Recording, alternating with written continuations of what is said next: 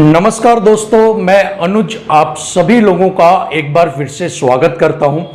दोस्तों, यूरोप के अंदर अर्ली 90s की अगर हम बात करते हैं तो वहां पर पूंजीवादियों की जो सरकार थी तो वहां पर क्या कुछ होने लगा था कि वहां पर जो आम जनता थी, अगर वो अपनी कोई आवाज उठाती थी या वो अपना कोई बात रखने की कोशिश करती थी तो अर्ली 90s के अंदर यूरोप के अंदर क्या होने लग गया कि उन जो भी लोग आवाज उठाते थे या जो भी अपनी बात को उनके सामने रखते थे, उन पूंजीवादियों के खिलाफ कोई बात बोली जाती थी तो वहां पर क्या होता था, उनको झूठे केस में या फॉल्स किसी एलिगेशंस उन पे लगाकर उन सभी को लोगों को क्या किया जाता था, कैद कर दिया जाता था। ठीक है, और ताकि जो आवाज है वो दबा दी जाए और लोग एक प्रेशर के अंदर रहें कि हाँ तुम्हें कुछ नहीं बोलना है, क्योंकि अगर तुमने कुछ बोला तो तुम्हें भी गिरफ्तारी हो सकती है। अगर हम आज के टाइम में रशिया की बात करते हैं, यूक्रेन के अंदर युद्ध हो रहा है, ठीक है, रशिया उसके ऊपर अटैक कर रहा है। रशिया के खुद के शहरों में ही, चाहे वो राजधानी मॉस्को की बात करें या और मैनी पार्ट्स की अगर हम बात करते हैं, वहां पर क्या कुछ होता है, वहां पर आपके जो लोग हैं वो रशिया के खिलाफ हो रहे हैं, ठीक है, अपनी आवाज उठा रहे हैं, तो वहां पर क्या किया जा रहा है, उनको बंदी बनाया जा रहा है, उनको दबाया जा रहा है, उनके ऊपर केस फाइल किए जा रहे हैं कि आप अपनी आवाज क्यों उठा रहे हो। ठीक है, तो सेम चीजें यहां पर मैं किस लिए आपको बता रहा हूं, क्योंकि यहां पर एक ऐसा ही मसला आप सभी दिल्ली पुलिस कांस्टेबल के स्टूडेंट्स के साथ भी देखने को मिल रहा है, जिसका नाम है NCRB, national crime record bureau, या फिर आप इसको कह सकते हो एक पूरा ही आप इसको एक मूर्खों की एक रिकॉर्ड भी कह सकते हो, अगर मैं अपनी ओपिनियन में बोलता हूं इसे। ठीक है, क्योंकि ये जो एनसीआरबी है इसको एक्चुअल में इसलिए बनाया गया था ताकि आपके हर एक रिकॉर्ड को, हर एक क्राइम रिकॉर्ड जो है उसको एक मेंटेन रखा जा सके कि देश में क्राइम कितना है, कितना दर पिछली साल से इस साल बढ़ा है, कितने लोग उसके अंदर सम्मिलित है, और एक प्रॉपर उसका जो डेटाबेस, एक स्ट्रक्चर जो है वो यहां पर आपको तैयार मिल सके और आप सभी जितने भी क्राइम हुए हैं उनको एक जगह ही यहां पर आप उनको रख सको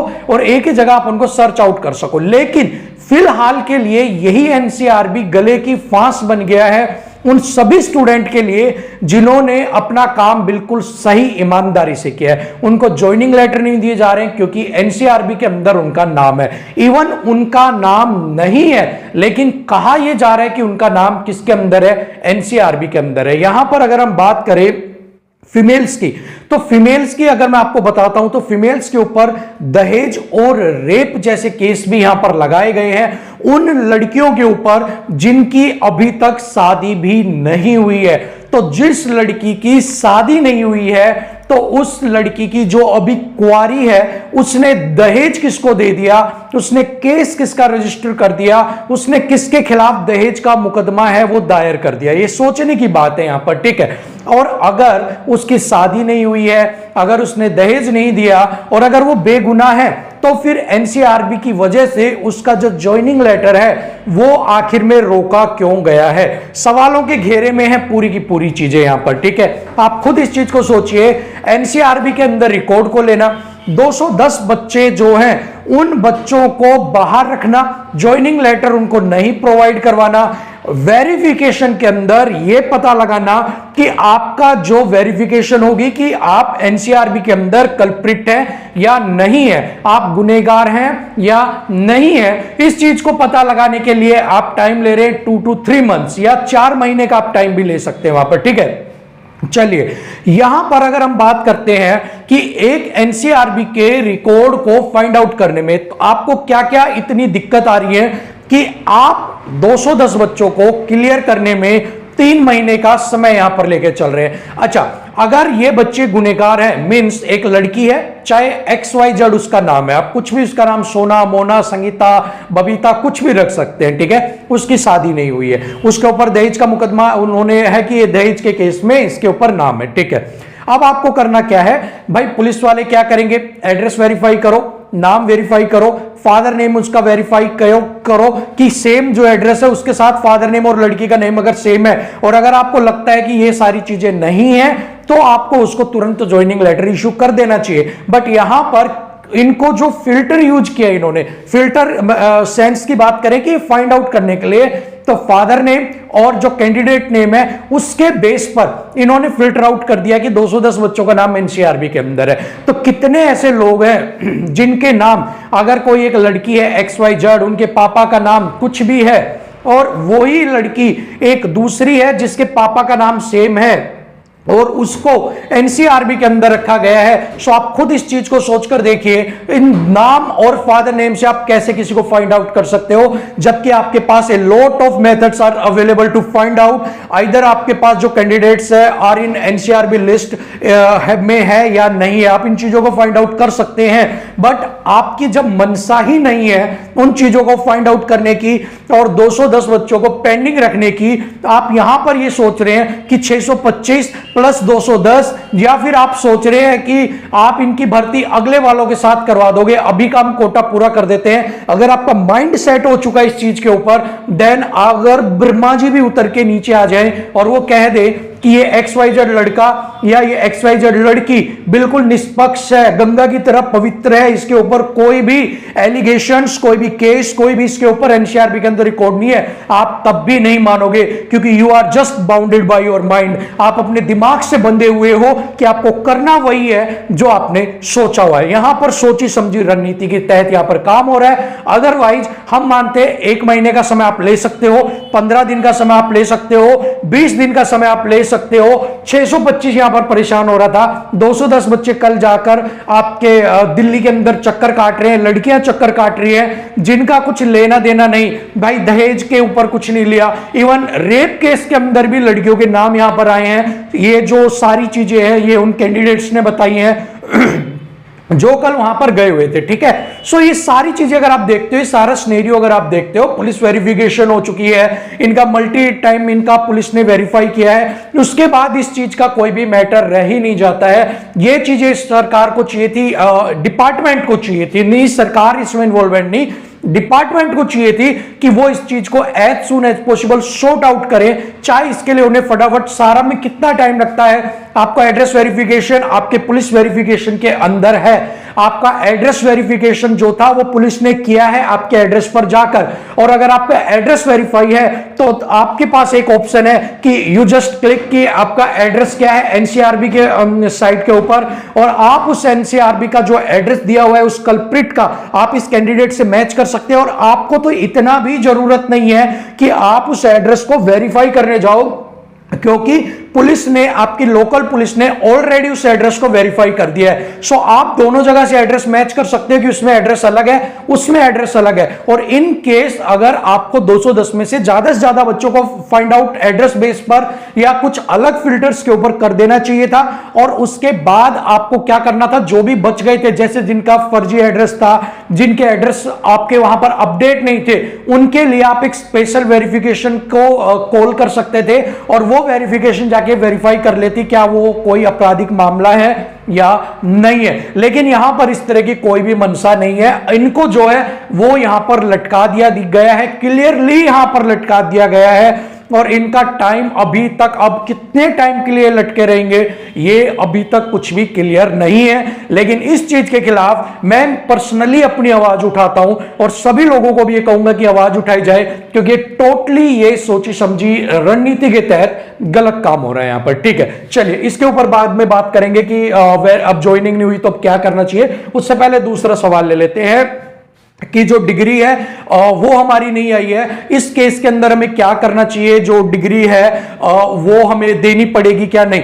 जिन्होंने भी अपनी डिग्री को मेंशन किया है उसके अंदर कि हायर एजुकेशन मेरी 12th है, 12th के बाद किया कि मैं ग्रेजुएट हूं, और ग्रेजुएट का मीन्स है कि आपकी ग्रेजुएशन कंप्लीट हो चुकी है। और जिन स्टूडेंट्स ने मेंशन किया था आपके फॉर्म के अंदर जब आपने किया था, तो उस समय उन्हीं बच्चों को ये रिक्वायर है कि उसको अपनी डिग्री देनी पड़ेगी। अब बात करते हैं डिग्री नहीं आया, तो डिग्री अगर आपकी नहीं आई है तो आप वहां पर सबमिट करवा सकते हैं प्रोविजनल सर्टिफिकेट अपनी, ठीक है, या फिर आपके जो बाकी सेमेस्टर्स हैं उनकी करवा सकते हो, आप कॉलेज से कुछ लिखवा कर ले आ सकते हो और वो वहां पर आप करवा सकते हो, ठीक है, उसका सब्स्टिट्यूट है ये।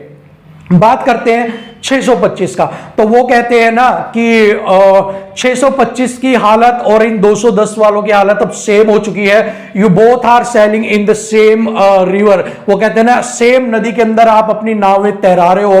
अब आपको क्या हो गया कि आप भी इनके लेवल पे थे, ये बेचारे और आगे, इनकी भी जांच अटकी पड़ी है 625 की। जब इन 625 की जांच अभी तक नहीं कर पाए तो आप 210 को भी इनके साथ में फंसा दिया, तो 625 को यहां पर टाइम लगेगा। मैंने पीछे भी वीडियो में बताया था कि 625 स्टूडेंट्स को या अप्रोक्सीमेट अप्रैल तक वेट करना पड़ेगा। यही बात मैं अब भी आपको कह रहा हूं कि मार्च एंड तक हो सकता है आपको कोई नोटिफिकेशन मिल जाए, कोई इंफॉर्मेशन मिल जाए, मार्च एंड तक हो सकता है। मैंने पिछली वीडियो में भी बोला था, और अप्रैल में कोशिश है कि आपको सारा क्लियरेंस आपका कर दिया जाए, ठीक है। अब ये सारी चीजें जो है वो कोशिशों के ऊपर है, लेकिन यहां पर पूरी हमें लग रहा है कि आपको अप्रैल तक शायद कुछ ना कुछ आपको खुशखबरी मिल जाए, क्योंकि आप लंबे टाइम से पेंडिंग हो। और अगर 625 का होगा तो मुझे लगता है एनसीआरबी वालों को भी होप्स हो कि इनके साथ ही किया जाए, या हो सकता है एनसीआरबी की वजह से 625 को भी कहीं ना कहीं थोड़ा बहुत डिले कर दिया जाए, कि इन दोनों की जो ज्वाइनिंग या ज्वाइनिंग प्रोसेस है वो साथ में कंप्लीट कर दिया जाए, क्योंकि 625 भी पेंडिंग है और एनसीआरबी वाला भी पेंडिंग है, ठीक है। सो यहां पर इन दोनों के एक दूसरे के ये एक तरह से आप मान सकते हो पैरेलल हो चुके हैं। अब दोनों का क्या कुछ होता है वो आपको पता लग जाएगा, लेकिन टाइम दोनों में आपको अब यहां पर लगने वाला है। अब ज्वाइनिंग नहीं हुई तो क्या करें भाई, बात करते हैं कि चाहे एनसीआरबी हो चाहे 625 हो, अब क्या करते। देखो पहले आप 625 स्टूडेंट्स थे और आपके अलावा जो एक्स्ट्रा स्टूडेंट्स थे वो न्यूट्रल थे, वो आपको ना सपोर्ट कर रहे थे और कर भी रहे थे, ठीक है। बट अभी आप 500-600 ये थे और 200 ये, 6 और 2 800 और 25 10 35, 835 40 के करीब बच्चे हो गए हो। तो अब आपको यहां पर दो चीजें आप यहां पर कर सकते हो, ठीक है। अब यहां पर दोनों ऑप्शंस मैं आपको बता रहा हूं। फर्स्ट आप कर सकते हो फिजिकली विजिट, ठीक है, फिजिकली विजिट कर सकते हो, या फिर आप यूज कर सकते हो ट्विटर को, ठीक है। So you have only 2 options left, either आप फिजिकली विजिट कीजिए और आप ट्विटर के ऊपर आके अपने कैंपेन को चलाइए, ठीक है। सो ये वाला जो ट्विटर कैंपेन है ये आपके हाथ में और इजी मेथड है, क्योंकि जो 835 बच्चे हैं वो 800 के 35 अवेलेबल नहीं हो सकते, कभी भी नहीं हो सकते एक जगह पे। 200 हो जाओगे, 250 हो जाओगे, बट ट्विटर के ऊपर 835 तो होंगे ही होंगे। कुछ ऐसे बच्चे भी होंगे जिनका आह्वान किया जाएगा, जिनको बुलाया जाएगा, तो आपके इस 825 को हो सकता है वो 1600 तक भी पहुंचा दे, ठीक है। सो इन चीजों पर आपको ज्यादा ध्यान देना है। ट्विटर कैंपेन की तरफ जाइए, ध्यान खींचिए डिपार्टमेंट का अपनी तरफ, ज्यादा से ज्यादा ट्वीट करवाइए अपने यार दोस्त मम्मी पापा जितने भी ट्विटर अकाउंट हैं सभी के आप करवाइए, ठीक है। साथ में ही आप जब बार बार बैक टू बैक इस चीज को आप फॉलो कीजिएगा, ठीक है। ट्विटर का ये मतलब नहीं है आज करवा दिया 2 महीने के लिए आप सो गए, आप हर 3 दिन के अंदर आप ट्विटर कैंपेन चलाइए, या रेलवे की तरह डे बाय डे डेली आप डिसाइड कर लीजिए 1 सप्ताह तक आपको हिला देना है ट्विटर को, ठीक है। चाहे फिर 700 कमेंट हो चाहे 1600 आपके ट्वीट हो, लेकिन आपको उसको हिला देना है। ये जब आप रणनीति लेके चलोगे तो कहीं ना कहीं आपका जो प्रोसेस है उसमें देरी जल्दी आएगी। क्यों? क्योंकि इलेक्ट्रॉनिक मीडिया आपका आज के टाइम में ज्यादा ध्यान खींचता है लोगों का, बजाय कि आप फिजिकली जा रहे हो तो ठीक है, एक पर्टिकुलर दायरा ही आपको देखता है। बट जब ट्विटर वगैरह पे आप आते हो उसके बाद जितने भी लोग हैं वो हैशटैग की तरफ आपका ध्यान अट्रैक्ट करते हैं कि ये नया जो मुद्दा है वो क्या है, और ऐसे में बहुत सारे लोग ऐसे हैं जो आपको सपोर्ट करने के लिए आ जाते हैं, ठीक है। So this one is the better आपके लिए ऑप्शन है, ये वाला भी आपका ऑप्शन अच्छा है। बट इस चीज में आपकी लीडरशिप होनी चाहिए कि अगर आपके पास कोई लीडर है, आप में से कोई एक सभी को इकट्ठा कर सकता है, उन्हें कंट्रोल कर सकता है, देन ये भी अच्छा आपके पास ऑप्शन है, ठीक है। चलिए उसके बाद श्योरिटी के ऊपर जो साइन करवाने थे उसमें था, बहुत से बच्चों का सवाल था कि हमने पेरेंट्स के साइन करवा लिए तो क्या हमें ज्वाइनिंग नहीं देंगे।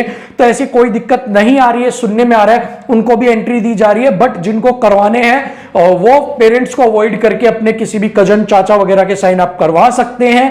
तो आप बचिए अपने पेरेंट्स मम्मी पापा के करवाने से, लेकिन जिन्होंने करवा लिया है उनको कोई टेंशन की बात अभी सुनने में नहीं आई है कि उनको बाहर किया गया है या उनको दोबारा बोला गया है, ठीक है। सो अभी यही आ रहा है कि उनको अंदर ले लिया गया है, उनकी ज्वाइनिंग प्रोसेस जो है वो कंप्लीट हो चुका है, उन्होंने अपना जो ज्वाइनिंग है वहां पर साइन करके अपनी ज्वाइनिंग को कंफर्म कर दिया है, ठीक है। सो यही सारी चीजें आज आपके सामने डिस्कस करनी थी, मेनली ये मुद्दा बहुत जरूरी था आपके सामने लेके आना।